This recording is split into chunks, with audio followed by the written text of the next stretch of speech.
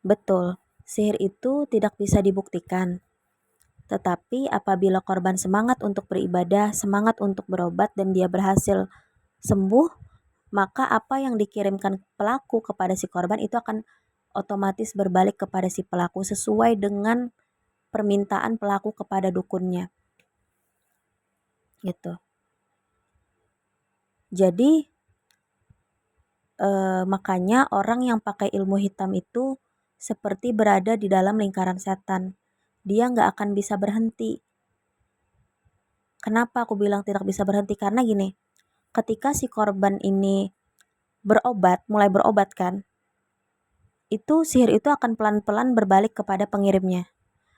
Si pelaku pasti panik karena dia merasakan apa yang dia kirim. Akhirnya apa? Akhirnya dia akan mencari dukun yang lebih sakti untuk mengirim balik si korban gitu. Agar berhenti berobat gitu karena dia takut sihir yang dia kirim itu berbalik semuanya ke dia. Dia pun gak sanggup untuk menerima itu gitu. Akhirnya mencari dukun yang lebih sakti lagi. Si korban lebih semangat lagi berobat gitu kan. Cari orang yang bisa ngobatin lebih lebih hebat lagi dan ibadahnya dia kencengin lagi. Berbalik lagi sihirnya. Si pelaku cari dukun yang lebih sakti lagi gitu terus. Jadi yang si pelaku ini berputar di ilmu hitam tidak bisa berhenti karena kalau dia berhenti dia yang akan celaka gitu.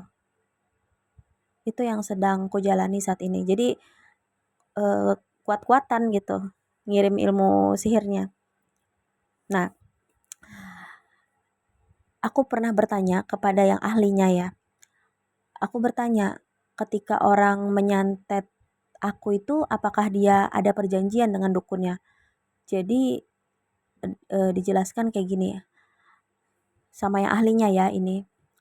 Jadi katanya ketika seseorang itu mau menyantet aku, maka dia akan mengadakan perjanjian kepada dukunnya gitu. Jadi dukun itu mengadakan perjanjian antara si dukun, jin, dan si pelaku. Terus si dukun ini akan bertanya kepada si pelaku seperti ini, aku akan mengirimkan sihir ini kepada Indri. Tapi apabila suatu hari Indri ternyata berhasil sembuh, apakah kamu siap menerima sihir yang kamu kirim itu balik kepada diri kamu gitu. Nah, lalu si korban ini misalkan menjawab, "Iya, saya siap." Baru dikerjakan sama si dukun gitu, baru dikirimkan sihir itu kepada aku. Nah, dukun yang sakti itu ketika mengirimkan sihir kepada aku misalkan, dia enggak langsung asal kirim gitu, karena dia nggak mau dong sihir itu berbalik kepada pasiennya gitu, kepada kliennya gitu kan. Dia akan memantau aku dulu gitu, itu dukunnya sakti ya cara mainnya. Jadi dia akan memantau aku dulu, apa sih amalan aku, apa sih kebiasaan aku, apa kelemahan aku gitu. Jadi ketika tahu dia akan mengirimkan jin yang kekuatannya di atas amalanku. Baru bisa masuk sihir itu kepada aku gitu loh. Kalau dia ngirim jin asal, ternyata aku punya amalan di atas kekuatan jin itu ya pasti langsung balik kepada kliennya gitu kan. Nah, jadi dia akan mengirim jin yang di atas amalan itu. Makanya kalau kita kena santet, kita harus meningkatkan ibadah kita lebih lebih naik daripada kita biasanya. Karena pasti jin yang dikirim itu sudah kekuatannya itu setara dengan amalan kita yang kita biasa kerjakan sehari-hari. Maka kita naikkan amalan kita di atas itu gitu.